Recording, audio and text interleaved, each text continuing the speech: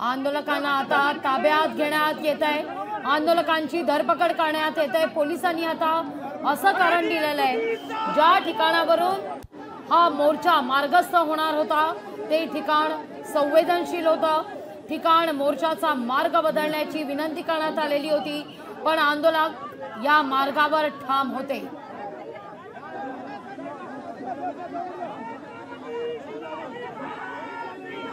भूषण, माझा आवाज पोहोचत असेल तर पोलीस अधिकाऱ्यांपर्यंत पोहोचा। 3 जुलैला मात्र हजारोंच्या संख्येने व्यापारी या मोर्चात सहभागी झालेले होते। आज मात्र केवळ ठिकाणावरून आक्षेप घेत मराठी माणसाची आंदोलकांची धरपकड होत असताना 3 तारखेच्या मोर्चात किती व्यापाऱ्यांना ताब्यात घेण्यात आलेलं होतं, आता आकडा काय याचा?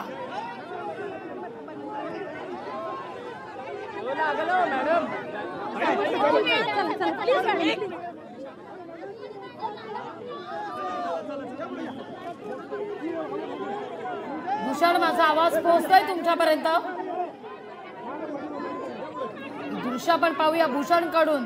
या सगळ्या संदर्भात आपण अपडेट घेणार आहोतच, पण मराठी मोर्चाला परवानगी नाकारण्यात आलेली आहे।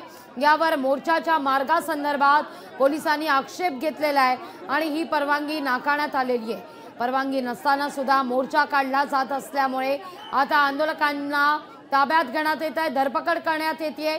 ड्रोन कॅमेरानं या आंदोलकांवर नजर ठेवली जाते। हा मराठी माणसावर होत असलेला अन्याय आहे, आवाज दाबण्याचा प्रयत्न आहे, सरकारची दडपशाही, प्रशासनाची दडपशाही सुरू आहे असा आरोप आंदोलकांनी या क्षणी केलेला आहे। जर व्यापाऱ्यांना मोर्चा काढण्याची परवानगी दिली जाते तर या ठिकाणी भूमिपुत्र असलेल्या मराठी माणसाला परवानगी का दिली जात नाही, हा मुद्दा आता उपस्थित केला जातोय। पोलीस व्हॅन अक्षरशः आंदोलकांनी खचाखच भरलेली आहे। भूषण, माझा आवाज पोहोचतोय तुमच्यापर्यंत?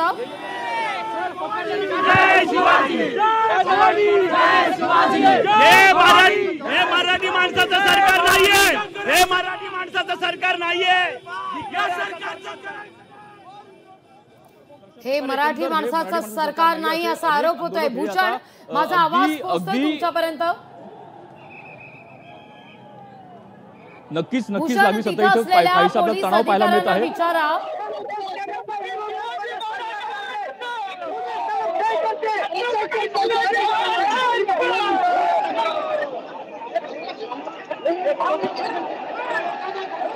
चौकात असलेल्या आंदोलकांना आता ताब्यात घेण्यात येत आहे पोलिसांकडून। इतका बंदोबस्त या ठिकाणी ठेवण्यात आलेला आहे, पण 3 तारखेला ज्यावेळी मोर्चा निघालेला होता त्यावेळी मात्र त्या मोर्चाला परवानगी देण्यात आली। हजारोंच्या संख्येनं व्यापारी या मोर्चात उतरलेले होते, पण आज मात्र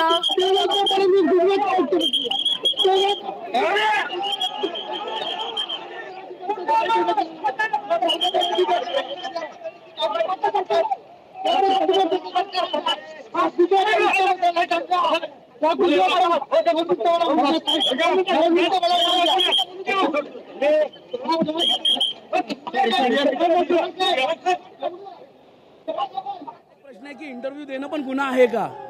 पोलीस म्हणतात की या जागेवर आक्षेप होता, इथून मोर्चा सुरू करू नका असं पोलिसांनी कळवलं होतं, मात्र मोर्चेकरी ऐकले नाही असं पोलिसांचं म्हणणं आहे। पण आता जर नॉर्मल मराठी माणूसही जर मोर्चा फक्त बघण्यासाठी आलाय आणि जसं इंटरव्ह्यू देतोय किंवा तुम्ही काही प्रश्न विचारताय त्याची उत्तरं जर देतोय तरी त्यांना पकडलं जातंय।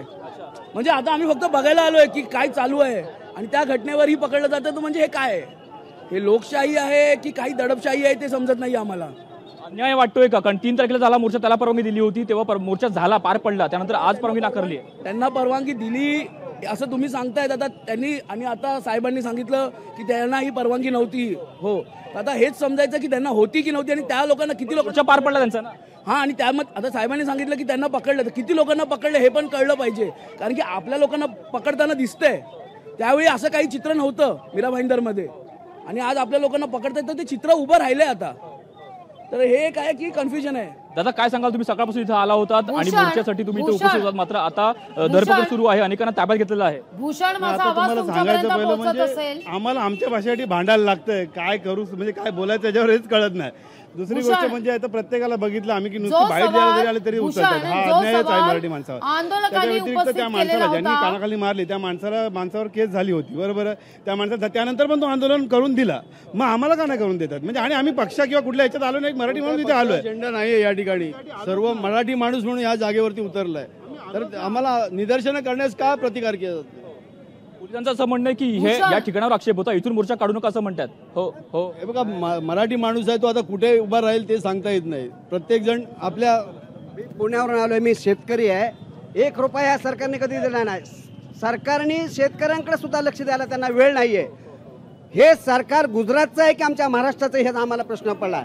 यांना जर आम्हाला सुविधा द्यायच्या नसतील, या सरकारच्या मुख्यमंत्र्यांनी पंतप्रधानांनी आमच्या महाराष्ट्रात पाय ठेवू नये आणि आम्हाला सुविधा देण्याची काही गरज नाही. मुळात हा एवढा व्यापक असा विषयच नव्हता, साधा मराठी बोलण्यावरून विषय चालू झालेला आहे. मारणं हे निषेध आहे मुळात, पण मराठीच बोलणार नाही हे सुद्धा तेवढंच चुकीचं आहे. सरकारने आणि पोलीस प्रशासनाने अतिशय दडपशाही पद्धतीचा वापर केलेला आहे, जे अतिशय अयोग्य आहे. शांततेत हे 2 तासात नाही 1 तासात आटपलं असतं, पण जी काही पद्धत वापरलेली आहे प्रशासनाने म्हणा, सरकारने म्हणा, आणि ती अतिशय चुकीची. आणि महाराष्ट्रात राहून जर मराठी माणूस स्वतःचं वक्तव्य आणि अभिव्यक्ती स्वातंत्र्य जर करू शकत नाही, तर मग ह्याच्यापेक्षा वाईट वेळ ही इंग्रजांची नाही, मोगलाई आली आहे की काय, असा एक प्रश्न पडतो. अशा प्रकारे एकंदर लागवी संतप्त भूषण, प्रतिक्रिया मला इथं त्या आंदोलन पोलीस इथं मराठी भाषेत अधिकाऱ्यांकडून व्यक्त या करत सगळ्या आहेत. संदर्भात आणि इथं उत्तरं दडपशाही घ्यायची आहेत. सुरू आहे. लोकशाही मराठी ऐका, पहा, जागरूक रहा.